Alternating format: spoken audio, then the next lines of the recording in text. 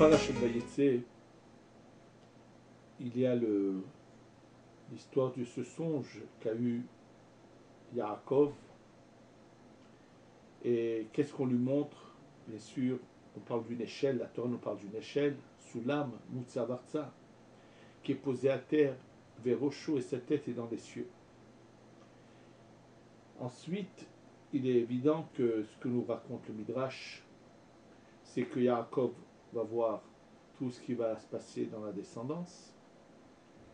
Et quand il se réveille, puisque d'abord dans ce songe, Akadosh Baruch Hu lui dit « Je suis avec toi, je te protégerai, je te ramènerai ici en Eretz Israël, jusqu'à ce que je fasse tout ce que je t'ai dit. » Et lorsqu'il se réveille, bien sûr, il fait d'abord une offrande à Hachem, et il fait le vœu suivant. Et il dit « Imiye Elohim Emadi, si Dieu sera avec moi, Ushmarali Baderech, il me protège, alors bien sûr qu'il me donne tout ce que j'ai besoin, et je rentrerai en paix chez mon Père, et Dieu sera bien sûr mon éternel. » Et à la fin, il dit « Et tout ce que Dieu me donnera, je donnerai le 10e. » Plusieurs questions. Une question qui m'a été posée, c'est que pourquoi Akadosh Baruch Hu, quand il veut maintenant parler avec Yaakov dans cette situation, il le fait à travers un rêve et non pas comme il s'est révélé à Abraham, à Yitzhak, même à Yaakov, dans d'autres occasions, sans le faire dormir, mais en direct, c'est-à-dire réveillé. Pourquoi ici, ça s'est passé à travers un rêve? Ensuite, pourquoi la Torah nous met en relief le fait que Yaakov voit une échelle et qu'il a les pieds à terre et la tête au ciel? Pourquoi une échelle? C'est vrai qu'il a vu beaucoup de choses dans ce rêve, mais pourquoi on nous met en relief l'échelle? Et ensuite, qu'est-ce que ça veut dire que Yaakov dit « Mais si Dieu sera avec moi, mais Dieu t'a promis qu'il allait te préserver. » Et qu'est-ce qu'il donne comme engagement? « Je donnerai le 10e. » Pourquoi n'a pas-t-il pris d'autres engagements que celui de donner le Maaser? En fait, il y a plusieurs points très importants qu'on va voir dans ce cours. Et en même temps, comme nous savons que rien n'est par hasard, qu'au moment où je vous donne ce cours, il y a quelques minutes, la sirène a retenti ici à Yerushalayim, oui, même ici à Yerushalayim, à cause des événements du sud d'Israël. Je ne sais pas ce qui s'est passé. Est-ce que une fusée a été tirée en direction de Yerushalayim? Bref, en tous les cas, il est clair que malheureusement on a eu des personnes qui nous ont quittés malheureusement à Kiryat Malachi à cause de ces événements. Et on va voir comment trouver la solution, la parade à tout ce mal que veulent nous faire nos ennemis qui cherchent qu'à nous détruire. Et bien sûr, le monde entier qui est hypocrite cherche à remettre en cause notre réaction et ainsi de suite. Mais ça, on ne fait pas cas du mensonge du monde entier. Mais nous, on doit savoir quelle doit être notre attitude pour que Dieu détruise nos ennemis, les extermine, et qu'on puisse enfin vivre en Eretz au service d'Hachem, dans la joie et la tranquillité. Amen. Quand on parle de ce que Hachem va montrer à Yaakov, les générations à venir, il faut bien prendre conscience que Hachem ne peut pas lui montrer que le chemin qui s'est passé, tel que l'histoire s'est passée jusqu'à aujourd'hui, parce que cela, ça voudrait dire que tout était déterminé et qu'il n'y avait pas de différentes possibilités. Alors ça, c'est faux. Comme on l'a dit à maintes reprises dans plusieurs cours, que même lorsque Moshe Rabbeinu reçoit la Torah, il reçoit l'ordre des lettres avec les événements passés que jusqu'au moment où il l'a reçu. La suite de la Torah, ce sont des lettres qui, en fonction des événements, vont s'unir les unes aux autres. Et c'est nous qui écrivons la suite de l'histoire. Un exemple tout simple, la Torah nous raconte que Moshe Rabbeinu, parce qu'il a remis la circoncision de son fils, a failli être exterminé par un serpent qui venait l'avaler. Bon, il y a eu un mérite pour lequel a fait que sa femme a compris qu'il n'y a pas eu cet événement. Mais nous ne connaissons pas toutes les possibilités qui auraient pu se passer à ce moment-là, mais il y en a toujours différentes. Il y a différentes possibilités. C'est-à-dire qu'on aurait pu en finir avec la Géoula depuis longtemps, et ne pas arriver jusqu'au bout du cycle comme c'est le cas. Et là, si Hachem avait parlé avec Yaakov quand il est réveillé, et qu'il aurait montré un des chemins, ça détermine. Or, le rêve, quelqu'un qui a un rêve va en fonction d'explications à différentes possibilités d'être expliqué. En fait, c'est une vision globale dans laquelle il est impossible dans la réalité de percevoir. Et là, dans le rêve, Hachem montre apparemment à Yaakov toutes ces possibilités qui peuvent faire comment l'histoire peut continuer.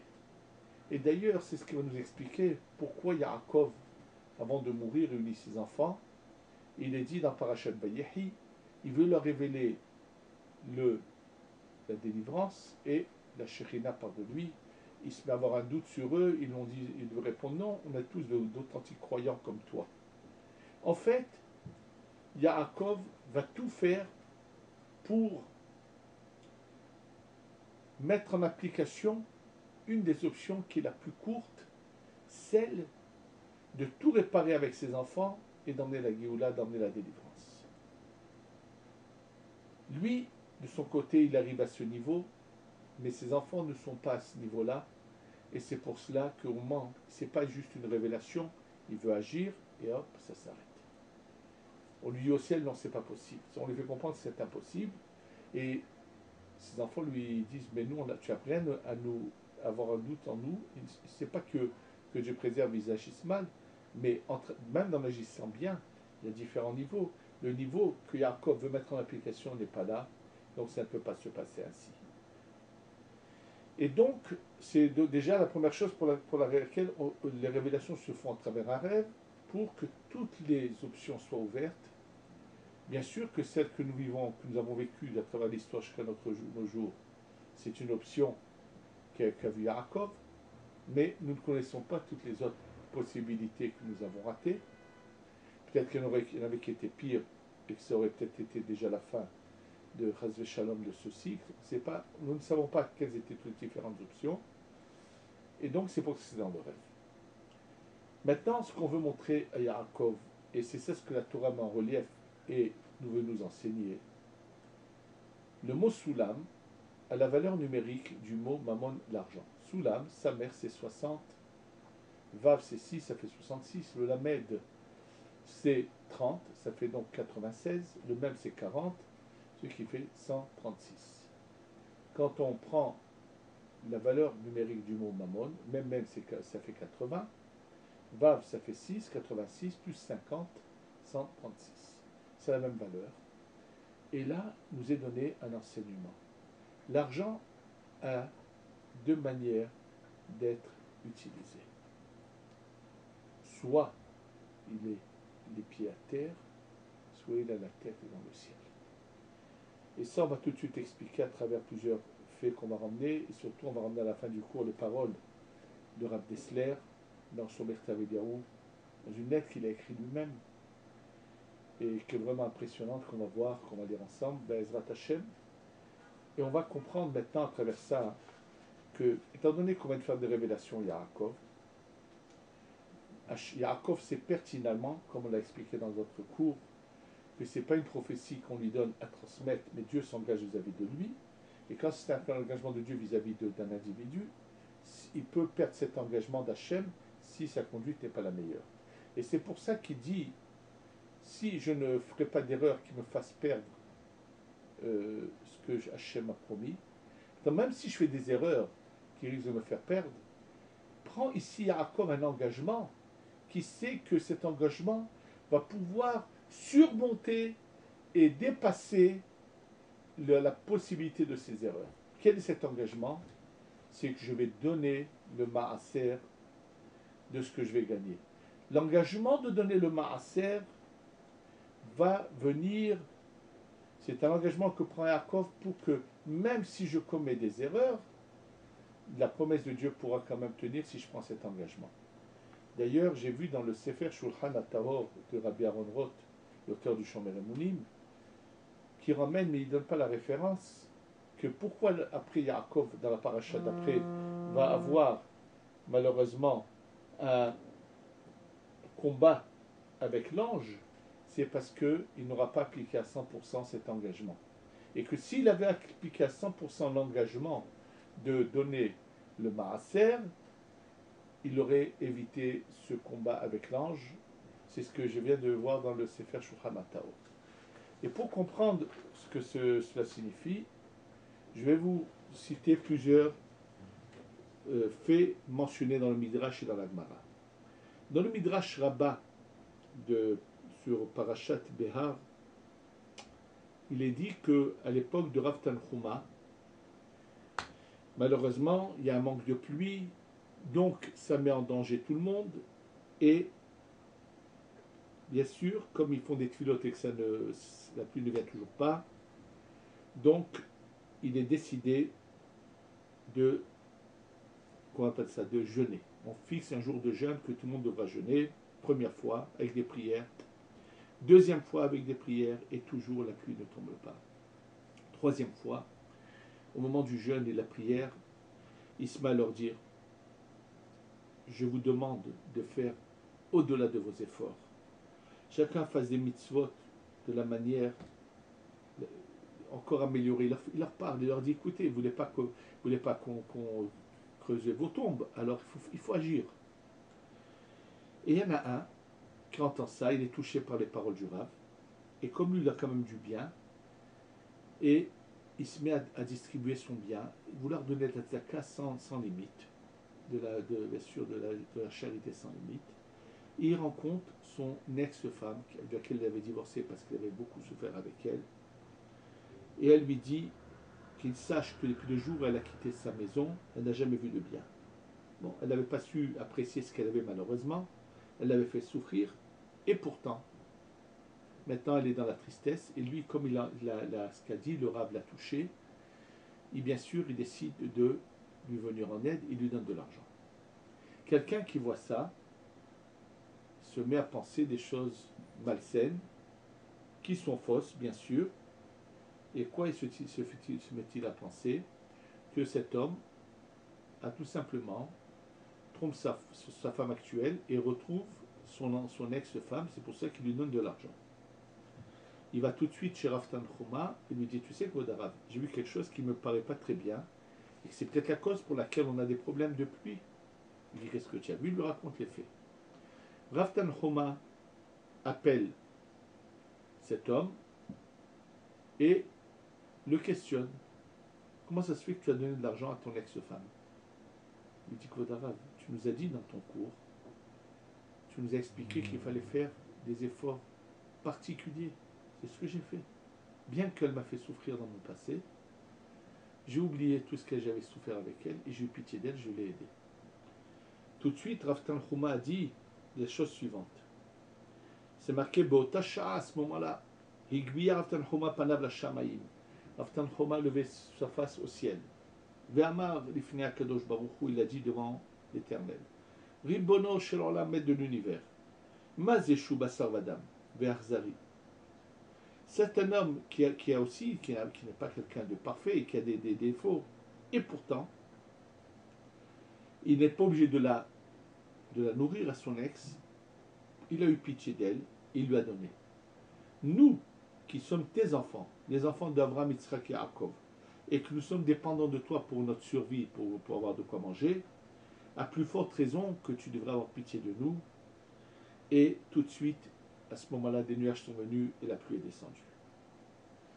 Nous fait remarquer le Chafetz Chaim, il dit, regardez, ce que les jours de jeûne et les prières n'ont pas aidé, un homme, par son action de charité, a changé le cours des choses.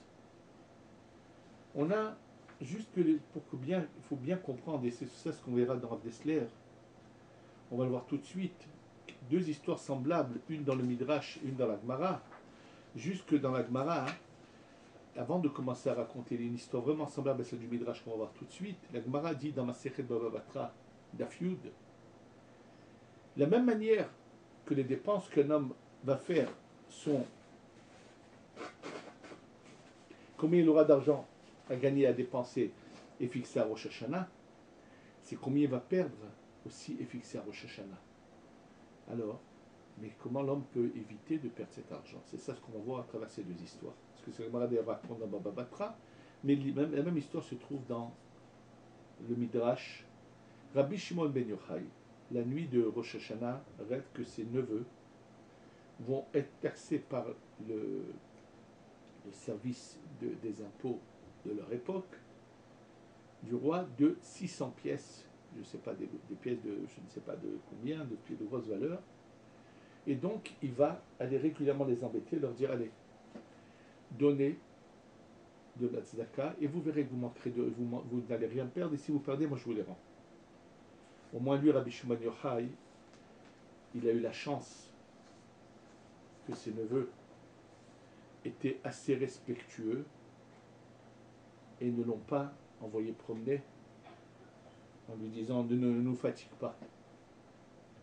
Comme ça a été une fois, malheureusement, le cas que j'ai eu l'occasion de rencontrer quand je me suis adressé à quelqu'un qui, Baruch Hashem, un francophone qui habite aujourd'hui à Yerushalayim et qui ne manque pas qui a de très très gros moyens, et des gens qui ont des affaires avec lui, qui connaissent exactement la valeur de son bien, m'ont dit comment il vient de se faire construire une maison ici à Yerushalayim qui avait à la hauteur de 3 millions d'euros.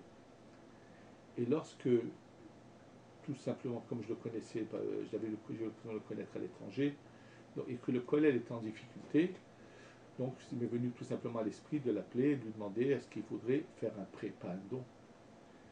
Et j'ai été très choqué de cette manière dont cette personne a répondu.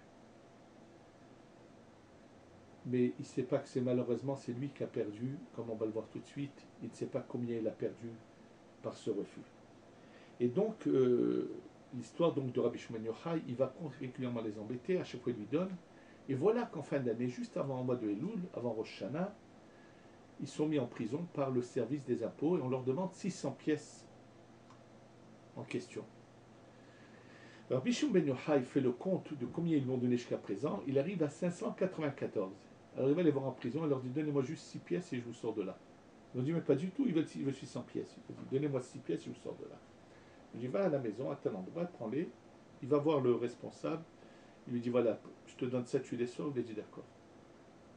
Alors ils sont surpris, c'est un miracle. Ils lui ont dit comment tu as pu faire ça? Comment tu savais? Il leur a dit voilà, j'avais eu un rêve. Et donc dans ce rêve, je savais que voilà ce qui allait se passer pour vous. Comme vous avez déjà le 794, donc il manque encore 6 pièces.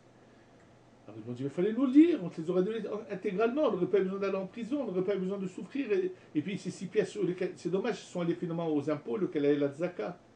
Il leur a dit, non, je ne pouvais pas vous le dire, il fallait que vous fassiez ça, les shem mitzvah. Si je vous le dis, c'est pour votre intérêt, c'est pas une mitzvah. Donc, mais qu'est-ce qu'on voit de là, comme va nous dire le Rav Dessler, c'est que finalement, s'ils avaient été un peu plus larges, un peu plus généreux, ils auraient évité cette souffrance de rentrer en prison, ce calvaire, tout ce mal. Si Chasve Shalom, ils avaient refusé de donner l'argent à Rabbi Shimon ben Yochai, de toute façon, cet argent allait sortir d'eux. Et c'est pour ça que Gemara raconte une histoire semblable avec un autre Rav qui avait aussi de la famille, qui a un rêve à Kippour par Oshana, exactement une histoire semblable dans Masechet Baba Batra, où, de nouveau, à cause d'un manque de pièces qu'ils n'ont pas donné, ils ont le même événement. Et là, justement, c'est ce qui est très intéressant. Et c'est dire Rav Dessler, il dit, mais celui qui donne devrait remercier d'avoir eu la possibilité d'aider quelqu'un. Pourquoi? Parce que le fait qu'il ait donné à cette personne, il lui donne sans entrer en prison, sans avoir de tracas, sans cette trouille, cette peur d'être contrôlé, d'avoir des ennuis. Mais au contraire, au lieu que son argent aille à des services qui vont les utiliser pour je ne sais quoi, ça va aller à la tzedaka. Donc finalement, comme on va le lire après ensemble, ce que Dessler dit, c'est de ces histoires-là qui ramènent son enseignement. On voit comment c'est important. Troisièmement, il y a aussi dans la Gemara, dans Mavatra, quelque chose qui est frappant. C'est de dire combien on a d'obligations La Gemara raconte juste après l'histoire dans Baba Batra, où justement, l'histoire qui est semblable à celle du Midrash de Rabbi Shimon Yochai, raconte que Rav Papa, donc un des très connus Amoraïm de la Gemara, et monte dans des marches, et il a failli tomber et mourir, c'est-à-dire il y a une marche qui se casse, de justesse, il s'attrape, il ne tombe pas, mais et il comprend tout de suite, c'est pas que la marche elle est usée, c'est pas que l'ingénieur ou l'architecte qui a fait ça m'a fait son travail, il comprend que c'est un du ciel, il dit Kadosh Baruch Hu, il demande à est-ce que Hu veut le punir comme un quelconque, une personne quelconque qui transgresse le Shabbat ou qui fait de l'idolâtrie, puisqu'il a failli mourir en tombant d'une manière comme serait mort, Shalom, quelqu'un qui a fait de graves fautes. Donc il est étonné pourquoi il a failli subir quelque chose aussi, une mort aussi tragique que de justesse il a été sauvé. Et là lui répond son ami Rafria Rav Medifti, Rav Papa, il dit peut-être, pense, est-ce qu'un pauvre n'est pas venu te demander l'aumône et tu ne l'as pas, tu t'es pas occupé de le faire vivre comme il le fallait. Et il lui ramène que Rav Yosha ben Karha dit que celui qui détourne ses yeux de la tzedaka, c'est comme si c'était un idolâtre. Ça veut dire que Rav Papa a failli avoir une mort tragique parce qu'il n'aurait peut-être pas assez fait attention à quelqu'un qui avait besoin de son aide de charité et qui ne lui a pas malheureusement donné, et que c'est pour cela. Donc on voit de nouveau que ce n'est pas juste un luxe pour éviter des pertes d'argent, mais ça peut être beaucoup plus grave que cela. Et pour voir jusqu'à quel point on doit même agir pour que ceux qui peuvent doivent donner, je vais vous lire ce qui est marqué dans Masechet Kala. C'est marqué. Rabbi Tarfon, l'élève de Rabbi Akiva, était excessivement riche. Et il donnait, mais pas en fonction de sa richesse. Ça veut dire qu'il faut savoir, comme on va le voir tout de suite, ça ne suffit pas de donner, mais chacun doit donner par rapport à ses moyens. Et il est dit que Rabbi Akiva est venu le voir, il lui a dit, tu voudrais que je t'achète une ville ou deux, c'est-à-dire j'ai bien t'acheter une bonne affaire à te faire faire. Il lui dit oui. Donc, il lui a donné 4000 pièces d'or, c'est-à-dire une somme fabuleuse. Et Rabbi Akiva a pris cet argent, il l'a partagé entre les différentes personnes qui nécessitaient de charité, bien sûr, toutes sortes de personnes. Et surtout des gens qui étudient la Torah qui ont besoin de charité. Un jour, Rabbi Tarfon, il voit Rabbi Akiva, il dit, moi tu peux me montrer ce que tu m'as acheté combien? Il l'emmène au Beth Midrash, et il lui dit, il emmène un gosse avec un livre de Télim dans la main, il lui fait lire au gosse les Télim, jusqu'à qu'il arrive au Pasouk, Paysan Nathan Levionim, que son argent il l'a donné aux pauvres. Alors, on va voir tout de suite. Et finalement, Rabbi, il va lui expliquer pourquoi il a fait ça. Et Rabbi Tarfon va remercier bien sûr Rabbi Akiva. Il va comprendre la leçon. La mère a dit, comment ça se fait que Rabbi Tarfon, quoi, il n'appliquait pas qu'il faut donner de l'argent? Pas toi, Tiftach, il y a des il faut ouvrir ta main, il ne faut pas refuser. On dit oui, donnez. Mais alors, pourquoi Rabbi Akiva lui a fait faire ça? Il lui ramène une leçon qui dit, en fonction de la force du chameau, on met sur lui on peut transporter. C'est-à-dire un chameau qui est capable de transporter 200 kg, on mettra 200 kg, un qui peut transporter que 50. Donc plus, ça veut dire plus tu as la possibilité, plus tu as l'obligation. Et c'est ce que finalement va faire Rabbi Akiva. Et il prend l'engagement de prendre cet argent de cette manière-là à Rabbi Tarfon et de le distribuer. Oui. Et donc on voit combien il est. Ça veut dire que Rabbi Akiva n'a même pas hésité à faire quelque chose qui paraît apparemment pas honnête, et c'est pourtant le chemin que la Torah nous enseigne. Et là maintenant je voudrais vous lire justement ce que je vous avais dit, que dit Rav Dessler. Il dit la chose suivante. Il ramène la Gemara où Tonostrophus Arachar, qui était chef de l'armée romaine en Israël, dit à Rabbi Akiva, si votre Dieu aime les pauvres, pourquoi il ne leur donne pas à manger? Et il lui a dit, pour nous faire gagner à nous, que ce soit par nous que ça passe, et on va avoir un gain à cela. Alors, Rabbi Dessler dit, dans ce cas-là, Pourquoi le pauvre doit-il souffrir pour que l'autre ait du mérite? C'est à peu près ça ce qui est marqué. Donc il ramène, il dit, de là il faut comprendre ce qui est marqué dans le Midrash de Ruth.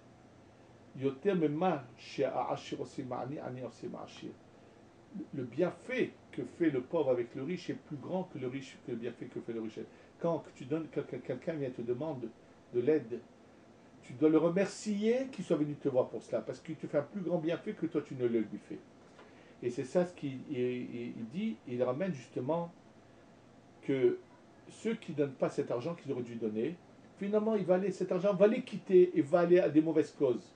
Alors au lieu qu'ils aient à souffrir et qu'ils aient à subir, qu'ils le donnent, et c'est ça le bienfait que leur fait celui qui reçoit de l'argent. Et c'est ça ce qu'il continue à dire après. Il dit, qui sache celui qui ne donne pas cet argent à la tzedaka quand on le lui demande, Ba'al apikadon, yishlach ba'al apikadon shluchim, mishluchim ara'im, ve'yikhulo b'hazarat apikadon. Si quelqu'un t'a demandé que tu as la possibilité que tu ne donnes pas, sache que celui qui t'a confié cet argent-là, qui est Dieu, t'enverra d'autres, malheureusement, il dit de mauvais intermédiaires, qui prendront l'argent de toi avec des souffrances. Donc quand Hachem t'envoie quelqu'un qui a besoin, et que tu as la possibilité, d'ailleurs il faut le savoir, c'est une obligation, tu dois être content, puisque au lieu que ça soit Khazishom, sinon cette façon, cet argent partira et d'une manière terrible. Vers Beshluchim Namakom, j'ai beaucoup d'envoyés. Chaque SF Oler Berinara Hazishom, que l'argent ira d'une mauvaise manière, malheureusement. Ou Mishumachi, c'est pour cela. C'est pour ça que le pauvre fait plus de bien à celui qui a donné que celui qui donne à la personne. Car il faut savoir que celui qui donne, ce n'est pas de lui qu'il donne. Il donne que ce que Dieu lui a donné à donner. Et il dit et le pauvre aide le riche à éviter des souffrances de son âme. Hacher même Magim a des mauvaises familles qui peuvent arriver jusqu'à la mort, malheureusement, que Omram, Nafshi Aninotel Bechoulé. On sait que la tzedaka évite la mort. Et donc, c'est ce qu'il dit, Vidivra Midrash chez nous, Noraim, la Margish, Er Tsarich Anoten, le Hakir Tova la Mvakesh Tovato. Il dit, celui qui réfléchit aux paroles du Midrash doit dire combien doit être reconnaissant celui qui donne à celui qui est venu lui demander. Nora Hadavar Meot, c'est quelque chose de terrible. Et malheureusement, comment c'est aujourd'hui, c'est l'inverse. Et que ceux qui donnent, quand ils donnent, pensent qu'ils ont fait du bien à celui qui a reçu, et ceux qui ont le culot de refuser, et le courage, la cruauté de refuser, qui savent qu'ils se font du mal à eux-mêmes, et non. Parce que de toutes les façons, celui qui devait recevoir de l'argent, il le recevra. Et eux n'ont pas eu la chance, ça passe par eux. Donc, c'est de ça qu'il parle. Et je pense que c'est cet enseignement qui est venu Yaakov Avinu nous donner en disant, et tout ce que Hachem me donnera, j'en donnerai le maaser. Maintenant qu'Yaakov a vu les différents malheurs, les différentes possibilités de souffrance qui va se passer, il a voulu nous enseigner une chose. Si vous voulez éviter ces souffrances-là, apprenez à donner. C'est pas par hasard que cette paracha où nous sommes en pleine souffrance, que Hachem, on lit ça pour nous dire, pour Hachem nous rappeler à nous tous. Ne crois pas que tu t'enrichis en gardant cet argent ni dans les banques ni dans tes poches. Si tu veux t'enrichir, apprends à donner. C'est la plus grande richesse que tu puisses avoir. Qu'on en prenne cet enseignement, qu'on multiplie la tzedaka, et c'est la meilleure manière de protéger soi-même et le Ham Israël de tous ces malheurs, et qu'on ait la Géoula Shlema, puis c'est marqué que la tzedaka emmène la Géoula, qu'on ait la Géoula Shlema, Shetavo, Bekarov, Bimhera, Beyamenu, Amen.